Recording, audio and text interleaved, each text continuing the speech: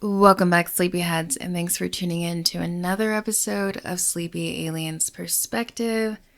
I'm your host, H. Lee, and I just want to share some of my thoughts on the Diddy verdict.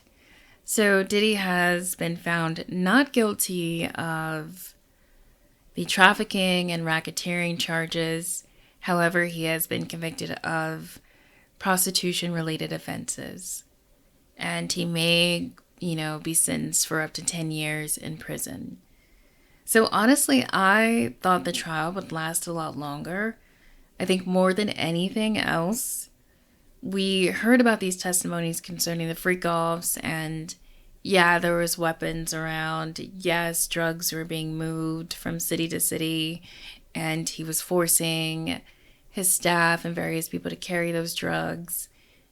But at the same time, despite all of that, we weren't really getting information about the amount of weapons, how Diddy's money was moving, what sort of operations was he running.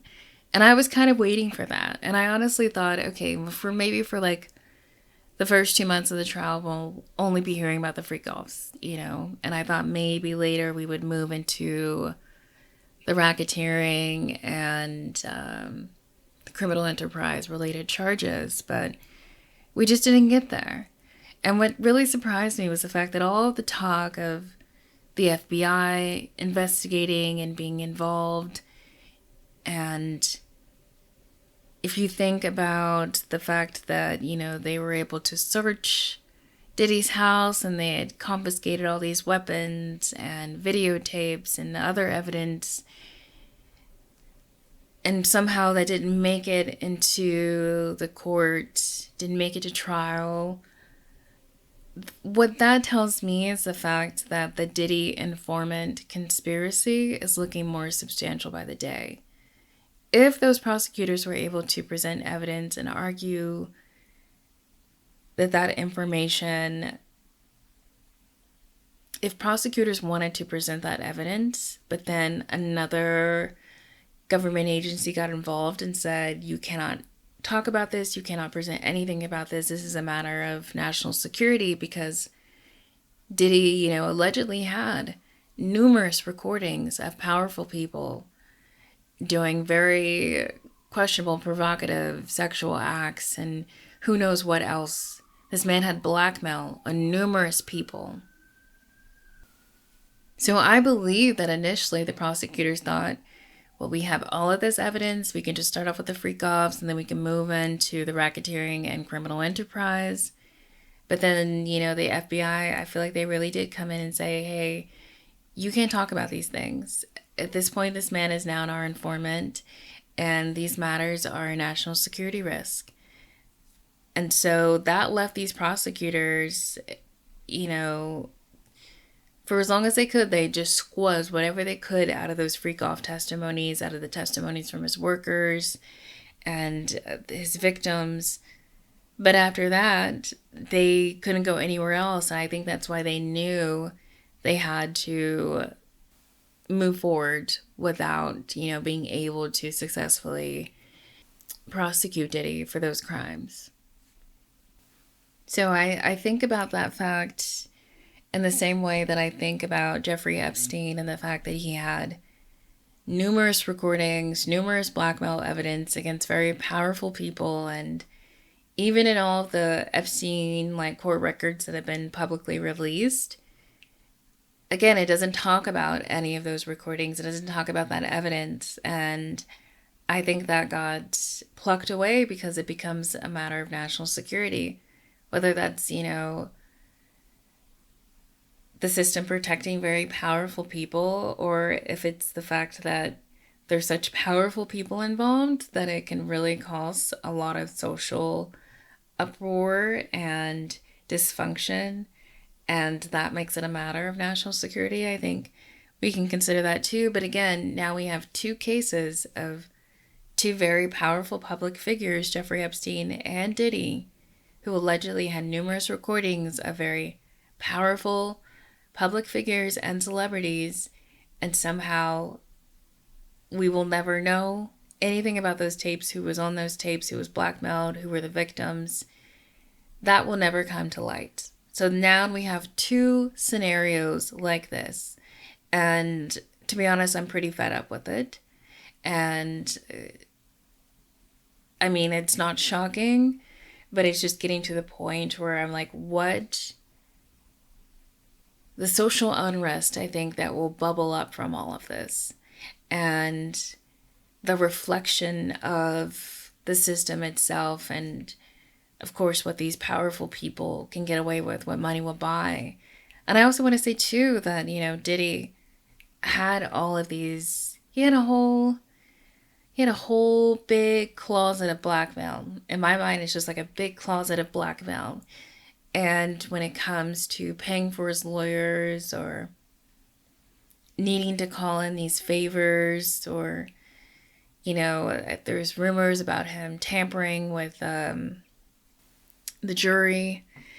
And so when it comes to all of this, I feel like Diddy essentially has a Rolodex of people he can call out, of people he can threaten, in the same way that he threatened Cassie's mother and said, hey, you better, give me $25,000 or I'm going to release this video of your daughter doing some pretty crazy sexual things. And the fact that her mother, I think she took out a lien on her mortgage or something, but the fact that she actually did it, and the fact that he would do that to Cassie's mother, of course Diddy would do that to any of the celebrities that he knows. Of course he would threaten anybody. If you're going to threaten somebody's mother, somebody who you've been, the mother of someone who you've been dating, who claim to love, you will do that to anybody.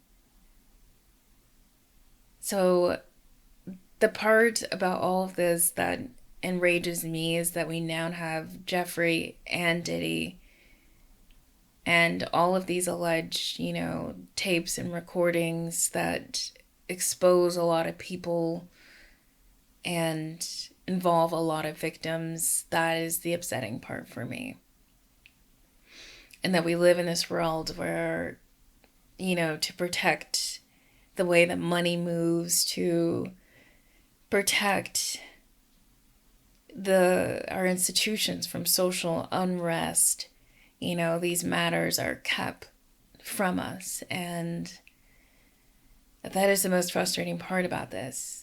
The only thing that, gives me some peace of mind is the fact that despite Diddy making it through this trial and being able to walk away with, just a few charges, he still has numerous SA lawsuits in the pipeline.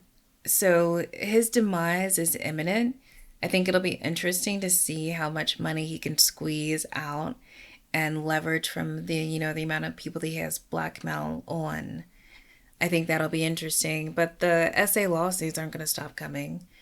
And, regardless, well, there's some people out there who believe that, the system is taking another famous black man down. But regardless, we have to acknowledge that this black man has, taken advantage of his power, of his social leverage. He has taken advantage of people. He has harmed numerous people. He thinks he is bigger than the system itself. And for people to still make those claims, I think it's obvious that, yes, this man has done wrongdoings. And unlike his white counterparts, he's more flamboyant about it.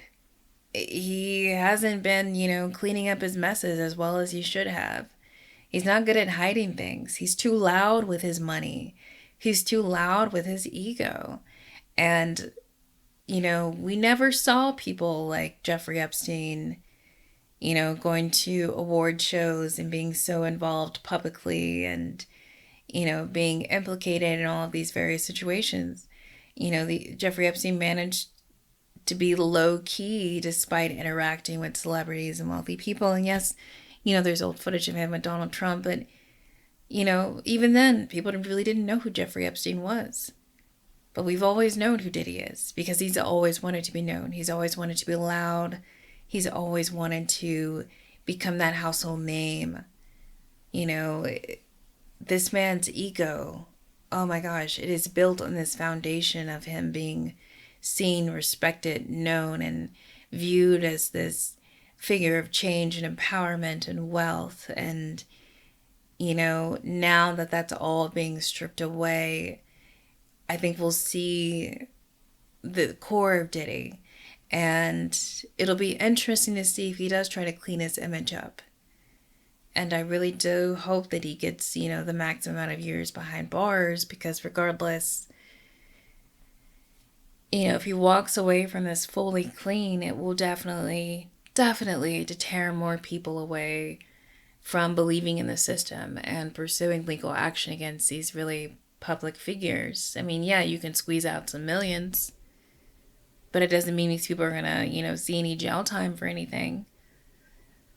And, you know, I will admit that, you know, it does always feel like black and brown celebrities and public figures will spend more time behind bars than, you know, their white counterparts. But, you know, Harvey Weinstein is still in prison. R. Kelly is still in prison. And yes, there are numerous people who should probably be in prison. But yeah, so I think it'll be interesting to see how things play out. I'll have to look and see, and I can only imagine what the FBI were able to find when it came to everything that Diddy had as far as tapes and recordings and all that whatnot. Because, you know, there were rumors about Kim Porter finding recordings and tapes, so I don't think that Diddy was super efficient with, you know, maintaining those records. And for somebody like him who operates on that sociopathic nature, those recordings and those tapes, they're like trophies, and people like to display their trophies. They like to talk about them. They like to look at them. They like to touch them. People like him, you know, because it just, it's like this symbol of their power, and it like refuels them and reinvigorates, you know, their ego every time they can look at those. And for Diddy to be having done all of these things since, you know, what, late 80s, 90s, I mean, that's multiple decades of debauchery and criminal activity and blackmailing and freak-offs and sex parties, and who knows. And I think people were probably even more messy before, you know, recording things on cell phones and all of that stuff. So I can only imagine. But I was trying to think of what Sloan Bella had said about Diddy. I'll have to rewatch some of the Kim Porter stuff. But I don't think this is the end for Diddy. This definitely won't be the last time he's in court. But Sleepyheads, let me know what you think about the Diddy trial. Your feelings, your thoughts, good or bad. If you believe in him, if you want to see a black man survive the system, let me know. Put that in the comments. Let's just be honest. We'll keep it real. But Sleepyheads, be sure to like, share, subscribe, show me some love. Help me overcome the oppression of this YouTube algorithm, because it is disheartening. But I am doing my best to persevere despite, you know, the shadow banning that's been going on for a while for me. It's very stressful. You know, you can't just talk about certain topics and expect your channel to proliferate. You know, that's not how it works. I think you could only really get comfortable talking about certain topics once you have a large set of subscribers and good viewership, you know. But outside of that, don't expect it. Yeah. It sucks. So please help me like, share, and subscribe. Sleepyheads, I hope you have a good night, and I will talk to you again soon.